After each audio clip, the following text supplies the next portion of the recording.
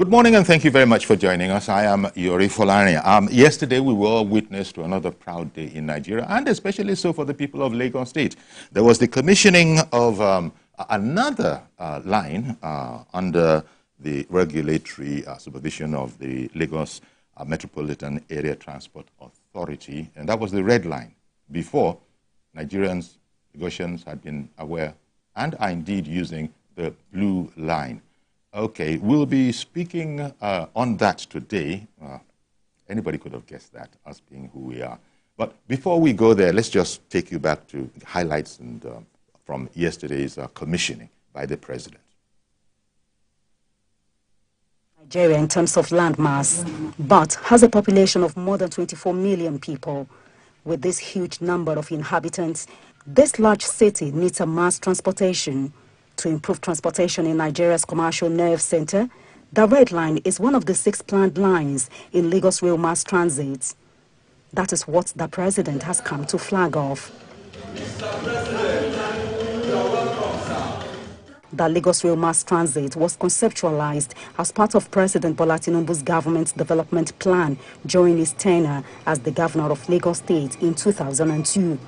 For him, this is a dream come true. But this revolution that is started, these reforms that is ongoing, we're not looking back.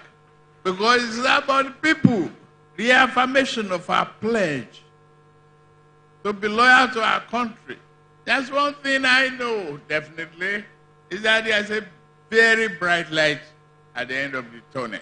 The first phase of the 37-kilometer Red Line Rail is 27 kilometers from Agbado to Onyigbo, and it served 8 stations from Agbado, Iju, Agege, Ikeja, Oshodi, Mushin, Yaba to Onyigbo. The second phase will be from Onyigbo to Marina, and it is 10 kilometers. The signing of the second phase contract took place at this event. There are a total of 6 lines that we have on our Lagos Rail Mass Transit system. The Green Line is a 71.4 kilometer rail from Marina all the way to the Lekki Free Trade Zone. The Purple Line is a 54.35 kilometer rail from Ojo, close to Alasu, all the way into Mowe, again inside Ogun State. Our never say never spirit, that is the spirit of Lagos. The project represents a monumental feat in infrastructure development, reflecting courage, creativity, determination, focus, meticulous planning, execution, and consistency. It's time for the president to test run the train. And the journey is from Ikeja to Agege. The president is joined by the governors of Kwara, Ogun, Imo, Ekiti, and Kogi. President Bola Tinubu told me his impression on the inaugural ride. Very effective, very efficient. It's comfortable. I'm happy. We have cut down by close to 50% of our imports on PMS, refined products. We need mass transit. This mass transit is to cater for huge commuters. This development will go a long way in reducing congestion and emission, as well as facilitate easy movement for commuters and goods in a mega city of Lagos. Adedoja, Salam Adeniyi, TVC News, Lagos. Okay, thank you very much, Adedoja Salam Adeni, for that report that went out earlier. And this morning we're happy to have in the studio the Managing Director of Lagos Metropolitan Area Transport Authority, Engineer Abimbola Akinjo. A fine morning to you, Abimbola. Good morning, sir. Good morning. A proud day. For Nigeria, I would start off from there. And of course, Lagos is going to be claiming a special, but it's part of the whole network eventually, isn't it? Yes, definitely it is. Especially if you look at what we have just done. What we have just done is to integrate the Lagos intracity system with the national intercity system. And that is when transportation begins to make sense. Indeed. In fact, along the lines of what you've just spoken about, there was talk, and perhaps you can explain that a bit better, of this particular line interfacing with the Kano line. how a Kano rail line, how does that mean that ultimately, you know, Kano can come into Lagos, Lagos can come into Kano, ultimately? So there will always be an integration point. That's the way transportation ought to work. Such that if you look at the Lagos-Ibadan rail line now, which ultimately is going to Kano, that's the vision, that's the position, that's the plan. We currently are sharing track with them from Agbado to Ebute Metta. But having said that, there's a point where we have termed the integration position. That integration position was agreed with NRC and ourselves. And that integration position is Agege. So our stations are side by side. You can, when you get off the intercity coming from wherever it's being extended to, you get off and you join the intracity system. And that way you have access to the Lagos rail line. So from Agege, you can go to Ikeja, Oshodi, Yaba, Oyinbo, Mushin. Whereas if you sat on the intercity, that would take you from Agege and take you into Ebute Metta. So if you want to travel within Lagos and have access to certain parts, you don't have to get all the way to Ebute Metta and now start finding your way back, or finding a bus that will take you to Ikeja, take you to Oyinbo. The system integrates and the system works. You know, this is interesting because we're just talking about two instances now, and one begins to see the interconnectivity. And I imagine as it gets better and better and more systems, as in, you know, states, for example, begin to do this kind of thing, it's going to get more and more complex. And that is where we can talk about Lamata, Lagos Metropolitan Area Transport Authority, being a regulatory body, is it not? Okay, so today, we're Lagos State's regulatory body for public transport. But obviously, because this is real and this is new, we have to work with NRC. If you remember, only, I think it was early last year, or late last year, I think early, can't remember now, where the rail was taking out of the system of it just being national to making it a concurrent list that allows states to also. But as of now, the regulatory responsibility for rail still lies with NRC. So we will work with NRC. NRC will ascertain that we are able to do certain things, and they will oversight that with us. Oh, okay. But we have responsibility to look after ours, whilst NRC must oversight with us. So that sort of explains to an extent the attendance, the presence of the Minister of Transportation, and it wasn't just a courtesy. We have worked with the Ministry of Transportation from the very beginning. First of all, we're sharing their tracks. So we looked at it. As against Lagos trying to build a whole new set of tracks, the Ministry of Transportation were very, very conciliatory. They worked with us excellently well to say the assets were built for Nigeria, and we have seen a way in which we can utilize. They will never use the tracks all of the time. So it makes sense for state to come, work with them, and identify. So all we're doing now is syncing our timetables with them to ensure that their own trains will go and ours will go without any issues. And that's the way it works in other places of the world, isn't it? A lot of people know about the rail system in the UK, one of the more developed, and what you said is exactly what applies there, isn't it? Oh, definitely. Because, yeah, not all rail owners will be using it all of the time, and so these things can be worked out. Okay, this is an asset, not just to Nigeria, but in particular to all who live and work and indigenous to Lagos State. So it's our thing. It's an African thing. It's a black thing. And I'm saying all of that because I'm recalling pictures you see around the world. You see, especially in developing economies, and you see rails, and you see it is entirely covered with merchandise. They're business people, and they've worked out an almost magical system. You see it to some extent in Yaba of old. And the train is coming, and like magic, the people know exactly to the last inch, so it seems, where the rail is going to, where the train is going to be. And so all those things just disappear for the duration of the passing of the train. Maybe it's a minute, maybe it's 60 seconds, 90 seconds. And then immediately after, They go back in there. Now, that's an absolute no-no when it comes to the red line, isn't it? It is definitely an absolute no-no. And it's about putting things in context, because we've been out there, we've been talking to the people who are doing exactly what you described. We've been doing a lot of advocacy. And what you find is they will say to you, what's your own problem? We've been doing this for years. But the difference is that now the frequency will be higher. So before, NRC would run a train maybe twice a day. And so therefore, you could comfortably sell your merchandise just beyond the rail, knowing fully well that a train isn't coming. But in recent times, there's been issues. But for us, let's talk about what will happen. We're going to gradually begin to increase the number of services on those tracks. So, and the position will be, based on the design of the NRC system, we will run nothing less than 6 trains every hour.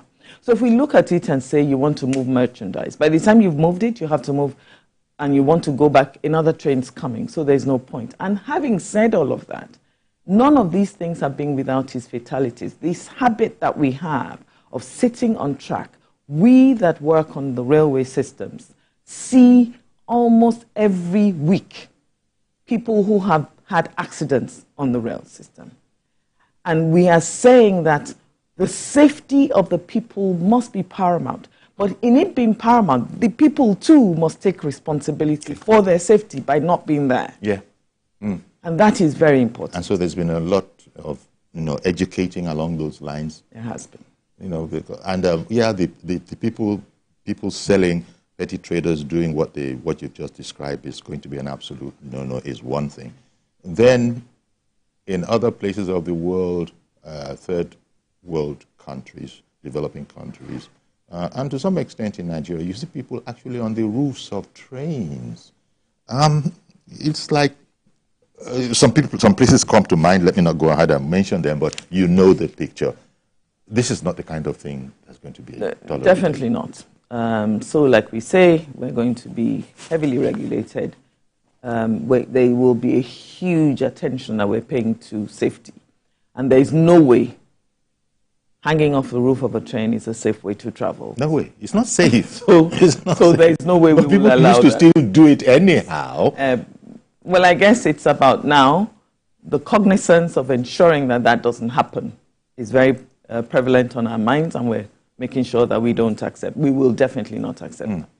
Now, still talking about safety generally, I think it was upon the commissioning of the Blue Line, and before it was commissioning, these advisories used to go out that you should not cross the rails. Do not cross the rails. Those rails that were being warned about, because they were electrified to some extent, they're different from the rails that the Red Line.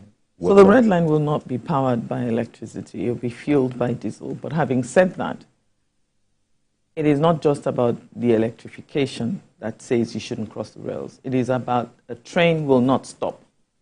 So it's not the same as a car, that the stopping distance is this length.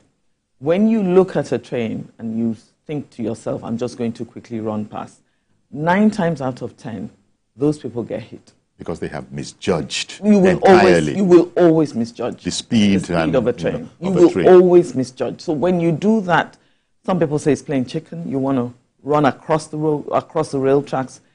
It will nearly always end in a disaster. So as far as we're concerned, when we say don't sell, don't commercialize, also don't cross the tracks. Don't cross the tracks. Yes. Well, don't cross the tracks. How doable is that? By which I mean, of course, that are there like the equivalent on roads of overhead bridges where people, if they need to cross, this is the designated place to cross? So as part of the Red Line, we have built 5 overpasses. Okay. That's what they're called, overpasses. Yes. Pedestrian as well as vehicular. And that's ensuring that what we've tried to do is to separate rail movement from vehicular and pedestrian movement, to ensure the safety of the people. We need to learn to understand that interacting with the rail will always be dangerous, and it will always be dangerous for the human being, the vehicle, and the passengers. The train system is huge, is robust, and it will take anything in its path. You know, it's been so long that we haven't had a rail system in this state. So much so that there are probably a lot of youngsters who are, young adults now that have never really used the train in a consistent manner, and that is going to change now. Now, along with that, you're going to have a lot of people coming onto the trains who are your number one target, which is travelers, people who need to move from A to B. What's going to be the attitudes to selling on trains, hawking on trains, hawking in train stations, the kind of things that you understand what I'm saying? Okay, so for us in Lamata, none of our trains will we allow hawking or selling because yet again we say we're a metro and we're a world-class metro. Beyond that, a lot of our stations we have included commercial outlets, the ability to have commercial outlets. That way, when you get into the station, you can buy a drink, you can buy something to eat, you can buy a snack on the station, within the station, not on the platforms. Now, having done all of that, you must ensure that you eat whatever you want to eat before you get on. Because even in our trains, we're saying, please do not eat. Okay, so don't take food or drinks. Don't take food. If you have food on you, keep it on you until you end your journey, and then you can continue to eat. Okay. But we do not allow eating or drinking because we have found that that causes a lot of mess within the... You've been talking about safety. Maybe along with that, hygiene and keeping the trains clean and that kind of a thing also falls into that same line. Of course, there's the responsibility of the public to not litter and providing for them. But it seems to me that they're going to have to be a sort of a gang cleaning these trains more than once. It can't just be a once-a-day affair. No, it isn't. We clean the train. Every time the train lands, we have 5 minutes. And that's part of the reason why we say, please don't put your rubbish here. Because we have 5 minutes at the end at the terminal station. So if I take the blue line that's running, for instance, if we get to Marina, we have 5 minutes. In less than 2-3 minutes, we must go around, and we have a gang of cleaners who do that. They go all throughout the carriages and they pick up any rubbish before the next batch of passengers coming. So we do that every time the train turns up because they're there. They've been recruited for the day. We have 3 sets of people who do this every time the train. So there's a set in Marina, there's a set in Mile 2. Those are our terminal stations. And we'll do the same with the Red Line. Okay. Now, when I introduced you as the Managing Director of the Lagos Metropolitan Area Transport Authority, people could make the mistake of thinking that it's about the Red Line. It's more than that. It's not Managing Director of the Red Line or the Blue Line, but I imagine, as I said, it's a regulatory body. Should one say for all the lines at the moment? Okay, so within Lamata, Lamata has the responsibility to plan, to implement, to franchise, and to regulate public transport. So we have the responsibility to plan first. Yes. That's Lamata's first responsibility. Plan. And it doesn't seem limited to trains. No. So it is all public transport means. We plan everything. So we plan for the road, we plan for the rail, we plan for the waterways. When it comes to implementation, we only implement for rail and road. The implementation for the waterways, there is a sister agency, LASWA, who we work with during planning, and we cede the responsibility for the infrastructure for the waterways to LASWA. So that is the implementation part. Then we have the responsibility to franchise and to regulate. So we franchise bus operations to private sector who work with us. And also we're looking to concession in the 2 rail lines that we have implemented now. So the responsibility for Lamata is to look at all these things. Obviously, when you now begin to look at as we begin to grow, as Lamata begins to grow, and as Lamata's infrastructure development and processes begin to grow. So we're looking at the Red Line, we're looking at the Blue Line, we're looking at a huge number of bus operations that exist within Lagos now. We have people who work and have responsibility for those things. So there's someone within Lamata who heads bus operations. As much as we do not operate, she has the responsibility to ensure that the operation is seamless and that we work with the various operators. Now, when we now start to look at the red and the blue, there will be people who we have put, whose sole job is to look at the operations of the blue line. And there will be somebody whose job will be to look at the operations of the red line. Now, the president was seen there alongside Governor Sanwo-Olu and other dignitaries taking the, is it the maiden ride? They did that. How soon after is it going to be available to the public? Okay, so fantastic question. What the commissioning has done is and now allow us to start testing. If you remember what we did with the Blue Line, we would start very maiden rides.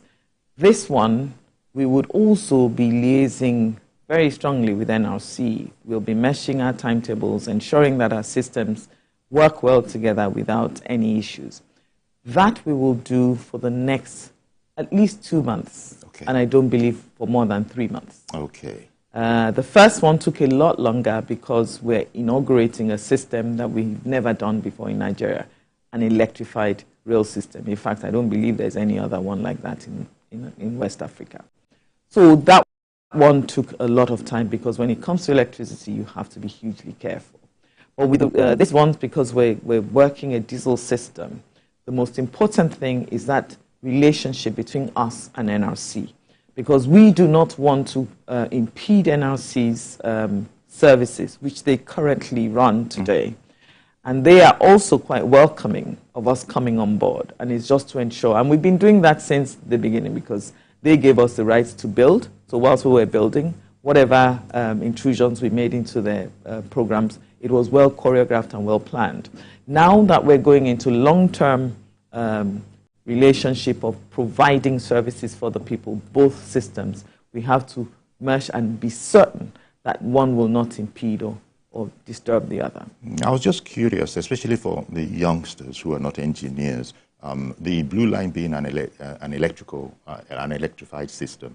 So where does that electricity come from? And there are going to be breaks, like when you experience a break in NEPA at home, maybe there will be a situation like that in the rails. In short, how is it powered? Okay, so the Blue Line is powered. We have 3 systems. We have the major eco-disco. So that's the main system. We have an IPP, and then we have a drop system in between that ensures a seamless transfer. We started in September, and it's now the 1st of March. I would say in those months, we've had, as our maiden position, we've had maybe 2 power failures. Okay. And it's never been a position where the passenger's been stranded on the train. There's always a rescue position. But for us, we feel that that's an excellent record in the sense that we've never done this before with all of what we've done. We've had, and in doing that, we have not had an incident that has caused an accident. Okay. It has been well managed. And just like it happens all over the world, when something happens like that, there has been communication, there's been information, but the most important thing is that in that time, we have only experienced, I think it's 2, maximum of 3 incidents where we've had. And for me, that's really quite good, even in the world where they already have that system. Let me return to the picture. I think that was part of it there. The picture where the president and Governor Sanwo-Olu were side by side taking a test ride on that thing. What class were they in? Was that first, second, or third class? There's no class on us. So every one of our coaches, at least the Talgo trains that the first set of rolling stock we bought, they're all like that. Okay. They're all like that. So here, there is true democracy. There is complete democracy. Complete democracy. No one seat is better than the other. Yes, absolutely not. And okay, maybe I should ask at this stage, so what's it going to cost? Has that been worked out yet? We know that it's not going to be inordinately expensive. I mean, that's the idea we get from rail travel. But is there an idea of what it's going to cost on the longest route? Okay, and I'll say this now. When I say we're spending 2-3 months, part of what we will do is understand the cost of operations. So whilst I would love to be able to say something to you today about the cost of travel, unfortunately I can't say that because we're going to actually physically run the system, understand the daily cost of operation and see where we are. And in all fairness, it's cost of operation will be part of what will determine the cost of a ticket. Even if it means government will subsidize, we still need to understand what it actually costs. So whilst we have done previous positions and we have made some estimates, there's nothing like actually running a system for a couple of months, understanding everything it takes.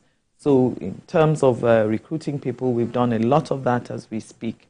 Understanding those costs will then directly speak to the cost per ticket. And like you say, if you take the cost for Marina to Mile 2 today, the full cost is 750 naira. Mr. Governor keeps dipping in and out and giving us, first we had a 50% discount, now we have a 25% discount. And all those discounts also work on the rail system, and those are the subsidies that he has provided. So really and truly for us, we would come back and tell you exactly, we will tell Lagos exactly how much it would cost in about 2 months. But the one thing that people can be